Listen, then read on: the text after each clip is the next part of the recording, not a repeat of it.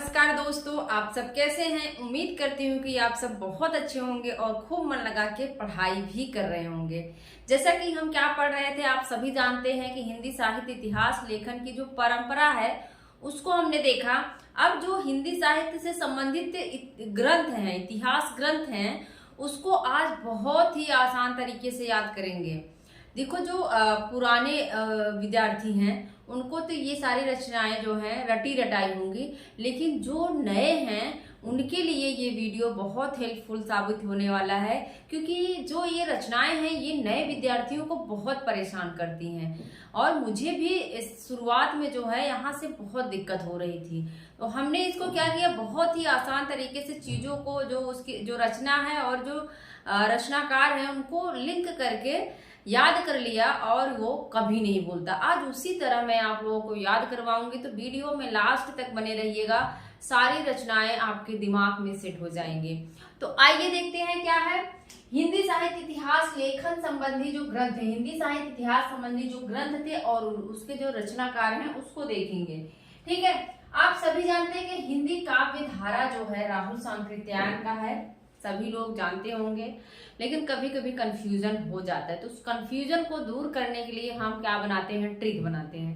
देखो, हिंदी जो काव्य धारा है, इसमें जो आदिकाल के सिद्ध साहित्य है उसके बारे में इन्होंने बहुत अच्छे से बताया हुआ है। राहुल सांकृत्यायन जो है सराहपा को हिंदी का प्रथम कवि मानते हैं, और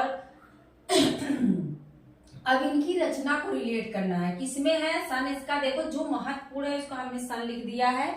सन है 1944 है, क्या है 1944 है, और रचनाकार क्या है, राहुल सांकृत्यायन है। कौन है, राहुल सांकृत्यायन है। अब रिलेट कैसे करें, काव्य धारा, हिंदी काव्य धारा। देखो, जब संस्कृत पढ़ी जाती है, पहले मैं क्या करती थी, सांकृत्यायन को सांस्कृत्यायन कहती थी। बहुत सारे लोगों को ऐसा हो जाता होगा, तो सांस्कृत्यायन कहती थी, वो सांस्कृत्यायन नहीं, अब पता चला कि सांकृत्यायन है। तो यहीं से हमारी ट्रिक है। काव्य धारा, देखो जब संस्कृत कोई पंडित पढ़ता है, अभी कहीं पूजा पाठ होता है, तो ये एक धारा होती है, एक प्रवाह में वो पढ़ता चला जाता है। सर्वे भवन्तु सुखिनः, सर्वे सन्तु निरामया, सर्वे भद्राणि पश्यन्तु मा कश्चित् दुःख भाग् भवेत्। तो ये जो प्रवाह होता है वो जो है एक धारा में चलता है। कैसे चलता है, जो संस्कृत पढ़ते हैं देखो, एक धारा में पढ़ते चले जाते हैं। तो धारा शब्द अगर दिखे तो याद करना, संस्कृत एक धारा में पढ़ी जाती है, तो सांकृत्यायन की हो जाएगी। क्या है, काव्य धारा जो है, हिंदी काव्य धारा, वो संस्कृत काव्य जो संस्कृत है वो धारा में पढ़ी जाती है, तो काव्य धारा किसकी रचना हो जाएगी, सांकृत्यायन की। याद हो गया होगा। अब देखो, हिंदी साहित्य का वैज्ञानिक इतिहास, वैज्ञानिक इतिहास। अब जब गणपति, इसके कौन है, डॉक्टर गणपत चंद्र गुप्त हैं, तो इसको रिलेट कैसे करेंगे। देखो, जब गणेश जी का सर कट जाता है तो उसको बड़े वैज्ञानिक तरीके से हाथी का सर जो है लगाया जाता है। कैसे लगाया जाता है, वैज्ञानिक तरीके से। ये नहीं कि जो है भावनात्मक रूप से नहीं, यहाँ थोड़ा सा बौद्धिक रूप से सोचा जाता है। हाथी का सर जो है गणेश जी को लगाया जाता है वैज्ञानिक तरीके से। गणपति का सर किसके कैसे लगाया जाता है, वैज्ञानिक तरीके से सोचकर लगाया जाता है। तो वैज्ञानिक इतिहास जो है गणपति चंद्रगुप्त का है। और भाग कितने हैं याद कर लो, कभी कभी पूछ लेता है। तो 2 भागों में है। कितने भागों में है, 2 भागों में है। ठीक है, अब आगे देखते हैं हिंदी साहित्य का अतीत। अतीत किसका है, विश्वनाथ प्रसाद मिश्र का। अब मान लो आपने विश्वनाथ प्रसाद याद कर लिया, लेकिन आपको कंफ्यूजन होगा कि मिश्र है, तिवारी है कि त्रिपाठी है ना। तो मिश्र कैसे क्या करेंगे, देखो अतीत, जब हम अपने अतीत में जाते हैं, ऐसे सोचते हैं, तो बहुत सारी चीजें बड़ी मिश्रित रूप में मिलती हैं। क्या मिलती हैं, बहुत सारी चीजें जो है एक मिश्रित रूप में मिलती हैं। कि मैं बचपन में नानी के यहाँ जाया करता था, दोस्तों के साथ खेला करता था। बहुत सारी चीजें क्या हैं, मिश्रित रूप में मिलती है। अपने अतीत में चीजें मिश्रित रूप में मिलती हैं। मिश्रित से याद कर लो, मिश्र है, विश्वनाथ प्रसाद मिश्र है। ठीक है, अतीत में चीजें मिश्रित मिलती हैं। हिंदी साहित्य और संवेदना का विकास 86 में है। समय याद करिएगा, एग्जाम में पूछेगा। 1986 में है और पूछेगा हिंदी साहित्य और संवेदना का विकास का सन क्या है, समय क्या है, प्रकाशन वर्ष क्या है, तो 1986 है। क्या है? 1986 है। और रचना किसकी है? राम स्वरूप चतुर्वेदी। कौन है? राम स्वरूप चतुर्वेदी हैं। देखो जब आप राम के स्वरूप को देखते हो, अभी अयोध्या वाला जो मूर्ति है राम की, जब आप राम के स्वरूप को देखते हो तो क्या होता है? मन में एक संवेदना सी जगती है ना। मन में क्या जगता है? आपकी संवेदना जगती है। संवेदना उनके स्वरूप को देख के क्या जगती है? संवेदना। राम के स्वरूप को देख के संवेदना जगती है। हिंदी साहित्य और संवेदना का विकास। ठीक है। साहित्य का इतिहास दर्शन। अब देखो, अब एक कई बार जो एग्जाम में पूछ देता है हिंदी साहित्य का इतिहास दर्शन, तो वो क्वेश्चन जो है आयोग में जाएगा, क्योंकि हिंदी साहित्य नहीं है, सिर्फ साहित्य है। साहित्य का इतिहास दर्शन। अब देखो दर्शन, जब आप किसी का दर्शन करने जाते हो तो कैसे करोगे? कैसे करोगे? नलिन विलोचन शर्मा, अपने लोचन से करोगे ना। विलोचन, अपने लोचन मतलब आंखों से करोगे। दर्शन कैसे करेंगे? हमें दर्शन करना है तो वो लोचन अपनी आंखों से करेंगे। दर्शन कैसे करना है भाई? हमें लोचन से करना है। तो डॉक्टर नलिन विलोचन शर्मा। ठीक है। अब देखो श्याम सुंदर दास हैं, डॉक्टर श्याम सुंदर दास हैं। इनकी 3 रचनाएं हैं हिंदी साहित्य इतिहास ग्रंथ से संबंधित। हिंदी भाषा का विकास है, हिंदी भाषा और साहित्य है, और हिंदी कोविद रत्नमाला, जिसको हमने कल की वीडियो में बताया था। जब रामचंद्र शुक्ल अपनी किताब लिखते हैं तो किन कौन कौन किताब का सहारा लेते हैं, कौन कौन सी रचनाओं का सहारा लेते हैं, उन्होंने बताया है। तो एक उसमें नाम है हिंदी कोविद रत्नमाला। क्या है? हिंदी कोविद रत्नमाला का भी सहारा लेते हैं। राम नरेश त्रिपाठी का जो काव्य कौमुदी है उसका भी सहारा लेते हैं। वियोगी हरि का ब्रज माधुरी सार जो है उसका भी सहारा लेते हैं। और मिश्र बंधुओं का मिश्र बंधु विनोद तो है ही। ठीक है। तो याद रखिएगा, हिंदी कोविद रत्नमाला है किसकी? श्याम सुंदर दास की है। हिंदी भाषा का विकास, हमने इसको रिलेट कर लिया था। देखो जो सुंदर होता है, सुंदर, श्याम सुंदर है ना। श्याम सुंदर कौन है? कृष्ण है। तो जो श्याम सुंदर है उनकी भाषा कैसी है? बहुत ही मीठी है, तभी तो सारे लोग मोहित हो जाते थे। सारी गोपियां, राधा, मीरा सब एकदम प्रसन्नचित्त हैं। तो क्या है? हिंदी भाषा का विकास। उनकी भाषा कैसी है? बहुत अच्छी है श्याम सुंदर दास की। हिंदी भाषा और साहित्य, देखो श्याम सुंदर, कृष्ण का वर्णन जो है हिंदी भाषा में भी, हिंदी भाषा और साहित्य में मिलता है। किसका? श्याम का। श्याम का वर्णन हिंदी भाषा और साहित्य में मिलता है। और रत्न की माला कौन पहनता है? तो श्याम सुंदर पहनते हैं। रत्नों की माला कौन? उर्वैजंती माल कौन पहनता है रत्नों की माला? तो श्याम सुंदर ही रत्नों की माला पहनते हैं। तो हिंदी कोविद रत्नमाला। ठीक है। देखो राजस्थानी भाषा और साहित्य है, इसको भी पूछा गया है तो याद रखिएगा। एक पिंगल साहित्य करके है, और उन्हीं का मोतीलाल मिनारिया का ही राजस्थानी भाषा और साहित्य है। तो मोतीलाल मिनारिया है।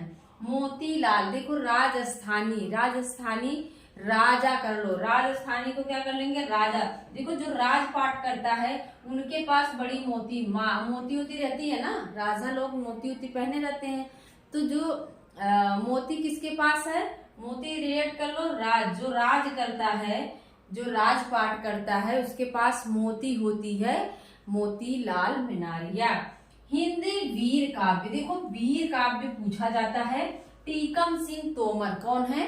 टीकम सिंह तोमर है। अब इसको रिलेट कैसे करेंगे? वीर, देखो वीर जो होता है उसके सामने कोई टिकता नहीं, हमने ऐसे रिलेट कर दिया था। जो वीर होता है, टीकम से याद कर लो, जो वीर है, जो देखो इंटेलिजेंट है, वीर है, उसके सामने कोई नहीं टिकता है, वो सबको मार देता है। तोमर मार देता है। ठीक है। वीर के सामने कोई नहीं टिक पाता, टीकम सिंह तोमर। इसके बाद है हिंदी साहित्य 20वीं शताब्दी। क्या है? हिंदी साहित्य 20वीं शताब्दी 42 में है। बा से 20वीं, बा से ही 42, समय भी याद रखिए।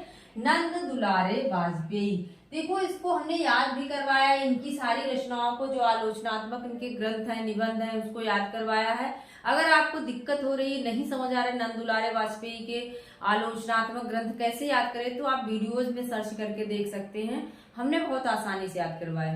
तो 20वीं शताब्दी, हमने कहा था कि देखो कुछ बच्चे ऐसे होते हैं माँ बाप के लिए क्या करते हैं, 20वीं शताब्दी तक दुलारे बने रहते हैं ना। कभी कभी देखो किसी किसी के घर में जहाँ पे गरीबी होती है वहां बच्चे बड़ी जल्दी बड़े हो जाते हैं, बड़ी जल्दी समझदार हो जाते हैं, है कि नहीं। जो गरीबी देखा है वो जानता है।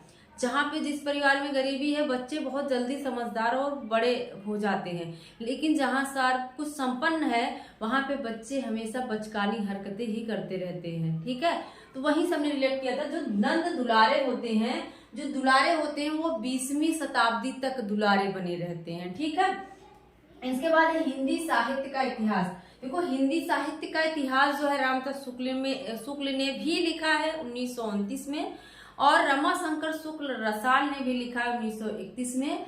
डॉक्टर नगेंद्र का नाम आता है तो उन्होंने लिखा नहीं है, उन्होंने संपादित किया है। इस चीज को आप लोग याद रखिएगा। तो रमाशंकर शुक्ल रसाल क्या लिखते हैं, हिंदी साहित्य का इतिहास। हिंदी भाषा का उद्भव और विकास, ये देखो ये भी पूछा जाता है क्योंकि भाषा से संबंधित कई रचनाएं हैं। ऐसे आपने देखा कि श्याम सुंदर का है हिंदी भाषा का विकास, हिंदी भाषा और साहित्य। तो भाषा से आप कंफ्यूज हो जाएंगे, लेकिन यहाँ क्या है, हिंदी भाषा का उद्भव और विकास। एक हमने कल बताया था हजारी प्रसाद का हिंदी साहित्य का उद्भव और विकास, तो कंफ्यूज मत होइएगा उद्भव देख के। वहां साहित्य है जो है हजारी प्रसाद द्विवेदी साहित्य पे काम करते हैं, भाषा पे कौन काम करेगा, हिंदी भाषा का उद्भव कौन करेगा भाई, उदय नारायण तिवारी। देखो हमने इसको रिलेट किया है, जो नारायण रहते हैं, भगवान नारायण जिसको कहा जाता है, वो कहाँ जाता है, हर जगह हर देवता के पास जाके नारायण नारायण करते रहते हैं ना। तो क्या है उन भाषा का क्या करते हैं, उदय करते हैं, हर जगह जाके उनकी बात उनसे जो टीवी सीरियलों में दिखाया जाता है उसकी बात कर रही हूँ।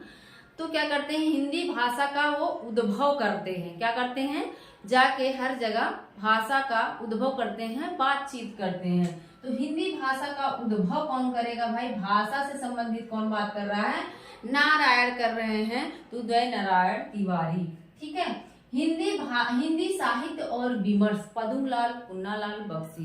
बहुत सारे लोगों को याद होगा, लेकिन जो है यहाँ पे इसको याद करने की जरूरत है, एग्जाम में पूछा जाता है। जो नए हैं ध्यान से देखिएगा, हिंदी साहित्य विमर्श पद्मलाल पुन्नालाल बख्शी। देखो विमर्श शब्द आया है और बा से विमर्श, बा से बख्शी। जब कोई आपको बख्श दे, कहते हैं कि अरे भाई बख्श दो, हाथ जोड़ता हूं तुम्हारे सामने, तो क्या करते हैं आप, उनसे विमर्श नहीं करते हैं ना, उनसे बात विमर्श करना पसंद करेंगे। जो आपको बख्श देता है, ऐसे रिलेट करो, जो आपको बख्श देता है उससे आप क्या करेंगे, विमर्श करेंगे, क्या करेंगे, विमर्श करेंगे, बातचीत करना पसंद। जैसे आप जैसे कोई दिक्कत है तो आप कहेंगे, देखो जब कोई बख्श देता है तो आप उसके प्रति जो है क्या हो जाते हैं, बहुत ही ज्यादा इमोशनल हो जाते हैं और कहते हैं कि जो है मैं इनसे विमर्श करूंगा, बातचीत करूंगा। कोई बख्श दिया, बा से बख्श, बा से विमर्श, याद कर लो, रिलेट कर लो। कविता कॉमेडी हमने कल ही बताया था, राम नरेश त्रिपाठी का है, क्या है, कविता कॉमेडी। तो इसको रिलेट करने की जरूरत नहीं। देखो ये जो है लोक साहित्य, इनके इसमें लोक संबंधित जो गीत हैं, लोक गीतों का भी वर्णन इन्होंने किया है, 8 भागों में है। तो कविता कॉमेडी अगर पूछे किसकी है तो राम नरेश त्रिपाठी का, ठीक है। हिंदी साहित्य का दूसरा इतिहास, हिंदी साहित्य का इनका आधुनिक इतिहास भी है, डॉक्टर बच्चन सिंह का, बहुत सारे लोगों के पास होगा भी, दूसरा इतिहास भी है। तो डॉक्टर बच्चन सिंह, ये देखो डॉक्टर बच्चन सिंह, एक जो है बच्चन से हमने रिलेट कर लिया। देखो एक जो है कौन है, हरिवंश राय बच्चन है, ये कौन है, डॉक्टर बच्चन सिंह है। तो ये दूसरे वाले हैं, मतलब कौन है, एक पहले हरिवंश राय बच्चन आते हैं, तो दूसरा इतिहास पूछ रहा है तो दूसरे बच्चन को लगाना है, डॉक्टर बच्चन सिंह। एक जो है कौन है, एक तो हरिवंश राय बच्चन है, ये दूसरे बच्चन है, तो दूसरा दिखे तो याद कर लेना कि ये दूसरे बच्चन है, ठीक है। हिंदी साहित्य का आधा इतिहास, अब देखो सुमन किसी को दो और वो नाराज हो जाए तो सुमन का इसे आधा कर देता है, सुमन का क्या कर देगा, आधा टुकड़ा करके फेंक देता है, भाई मुझे नहीं प्रेम, ये मंजूर नहीं है, मुझे एक्सेप्ट नहीं है। तो वही सबने रिलेट किया था कि आधा इतिहास, आधा क्या कर देते हैं सब लोग, सुमन कर देते हैं, सुमन मतलब फूल, सुमन को क्या कर देते हैं सब आधा करके तोड़ मरोड़ के फेंक देते हैं। तो हिंदी साहित्य का मौखिक इतिहास, देखो जब कुछ काट लेता है, जैसे अभी सांप किसी को काट ले तो कहते हैं मौखिक, मुंह उसका पूरा नीला हो जाता है, मतलब नीलाभ हो जाता है। मुख क्या हो जाता है? नीला हो जाता है, नीलाभ। मुख क्या होता है? नीला हो जाता है, कोई चीज काट ले तो नीलाभ। याद कर लीजिए, मौखिक इतिहास। हिंदी साहित्य की ओझल नारी, और कौन है? सुमन राजे स्त्री विमर्श से संबंधित जो है लेखिका है, तो याद रखिएगा। अब देखो ओझल नारी कौन कहता है? नीरजा माधव है। कौन है? ओझल नारी। अब देख रहे हैं नीरजा में भी ना और रा आ रहा है, और नारी में भी ना आ रहा है, तो नीरजा, नीरजा ओझल नारी। क्या है? नीरजा क्या है? ओझल नारी। ना और रा नीरजा में भी आ रहा है, नारी में भी ना रा आ रहा है, तो थोड़ा सा रिलेट कर लेंगे तो चीजें कंफर्म रहेंगी। शब्द सेम है, बस मात्रा का हेर फेर है। ठीक है, नारी और यहाँ नीरजा सेम जो है शब्द है, तो एकदम से रिलेट कर लीजिए। फटाफट रिवीजन करते हैं। धारा में देखो संस्कृत बोली जाती है, राहुल संकृत्यान। वैज्ञानिक तरीके से गणपति का सर जो है लगाया जाता है, और हमारे अतीत में बहुत सारी चीजें मिश्रित होती हैं। विश्वनाथ प्रसाद मिश्र, राम के स्वरूप को देखकर संवेदना उत्पन्न होती है। और किसी का दर्शन कैसे करते हो भाई? अपनी आंखों से लोचन से करते हैं, नलिन विलोचन शर्मा। हिंदी भाषा का विकास, हिंदी भाषा और साहित्य, हिंदी कोविद रत्नमाला श्याम सुंदर दास है। और क्या है? राज कोई करेगा, तो देखो उसके पास हीरा मोती तो रहेगा, मोतीलाल मिनारी है, राजस्थानी। भाषा साहित्य, वीर के सामने कोई टिकता नहीं, हिंदी वीर काव्य टीकम सिंह तोमर। टिकता नहीं भाई, उसको मार देते हैं। हिंदी साहित्य 20वीं शताब्दी, हमने कहा कुछ ऐसे दुलारे लोग होते हैं कि 20 साल तक वो दुलारे बने रहते हैं। 20वीं शताब्दी, नंद दुलारे वाजपेयी। हिंदी साहित्य का इतिहास हमने बताया था कि इन्होंने भी लिखा है, रामाशंकर शुक्ल रसाल। तो जो जो इतिहास, हिंदी साहित्य का इतिहास लिखा है उसका नाम एक जगह आप लिख लीजिए। फिर है हिंदी भाषा का उद्भव, हमने कहा नारायण नारायण करते हैं, तो क्या करते हैं? हिंदी भाषा का उद्भव करते हैं, हर जगह जाके वो वार्तालाप करते रहते हैं। विमर्श कब करोगे? जब कोई आपको बख्श देगा तब आप उससे विमर्श करना चाहोगे, बात करना चाहोगे।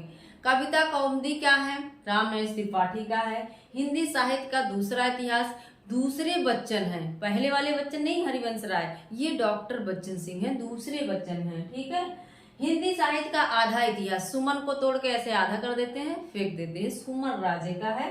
मुख क्या हो जाता है? नीला हो जाता है, नीलाभ, नीलाभ का है जो है हिंदी साहित्य का मौखिक इतिहास। ओझल नारी, नर नारी, नीरजा लगभग सेम है जो है, तो आप इसको रिलेट कर लीजिएगा। इसके आगे की वीडियो अगली इसके आगे की जो टॉपिक है उसको अगली वीडियो में हम देखेंगे। और मेरा पूरा वीडियो देखने के लिए आप सभी का बहुत बहुत धन्यवाद। ऐसी वीडियो आपको देते रहेंगे। और जिसने भी कमेंट किया, सारी चीज़ें जो थोड़ा सा बताते हैं कि हमें समझ आ रहा है, तो हमें भी देख के बड़ा ही मोटिवेशन मिलता है, अच्छा लगता है। और मिलते हैं अगले वीडियो में। Thank you.